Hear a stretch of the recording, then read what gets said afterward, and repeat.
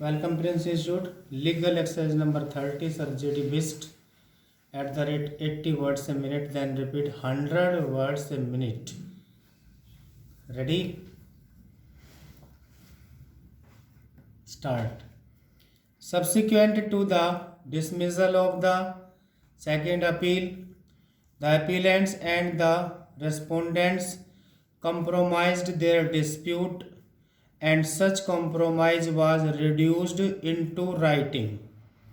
According to the written compromise, the appellants were entitled to retain half of the second/third share of the land in dispute, and the respondents were to retain the other half. The respondents admitted in their compromise deed that the appellants had taken possession of their share of land. When this compromise was presented before the division bench of the High Court of Punjab and Haryana in letters patent appeal, which came to the division bench of the High Court disposed of the said letters patent appeal in terms of the said compromise petition. Leaving aside the other facts, in the present case, we may state here that a specific defense taken by the respondents in their written statement was to the effect that the suit was barred by limitation in view of Article 58 of the Act, because the suit having been filed after about 18 years of entering into the compromise by the parties in the High Court in the letters patent appeal must be filed within 3 years from the date of entering into the alleged compromise by the parties. Accordingly, the respondents alleged that the suit must be dismissed on the ground of limitation. We make it clear that since the only question involved in this appeal is relating to the question of limitation, we have not considered the other aspects of the matter in this judgment.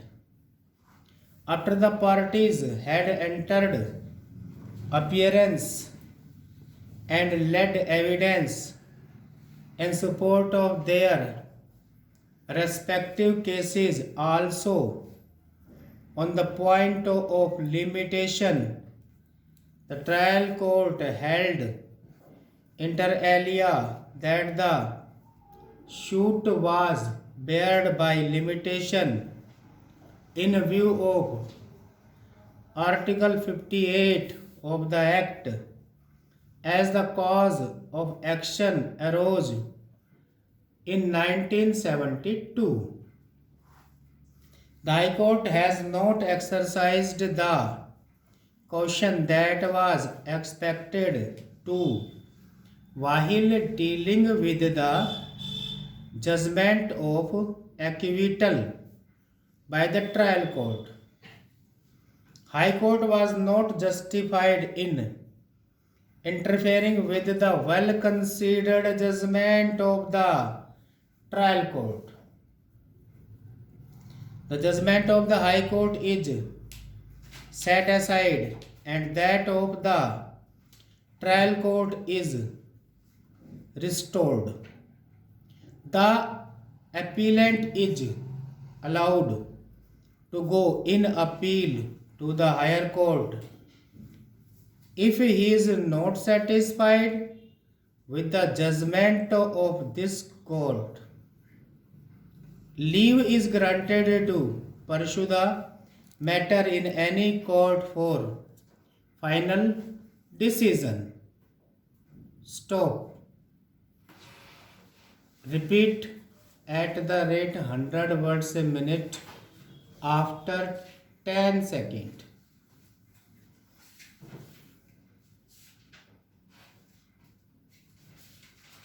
Ready? Start. Subsequent to the dismissal of the second appeal, the appellants and the respondents compromised their dispute, and such compromise was reduced into writing. According to the written compromise, the appellants were entitled to retain half of the 2/3 share of the land in dispute, and the respondents were to retain the other half. The respondents admitted in their compromise deed that the appellants had taken possession of their share of land. When this compromise was presented before the Division Bench of the High Court of Punjab and Haryana in letters patent appeal, which came to be registered, the Division Bench of the High Court disposed of the said letters patent appeal in terms of the said compromise petition.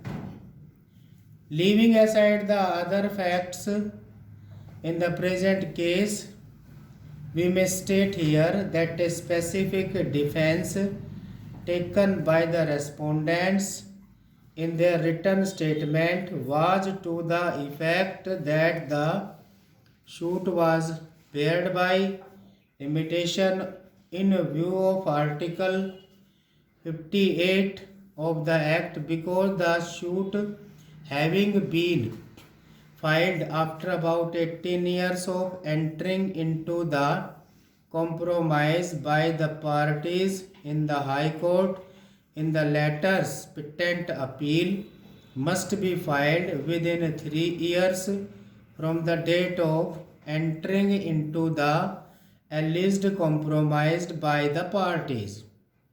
Accordingly, the respondents alleged that the suit must be dismissed on the ground of limitation. We make it clear that since the only question involved in this appeal is relating to the question of limitation, we have not considered the other aspects of the matter in this judgment.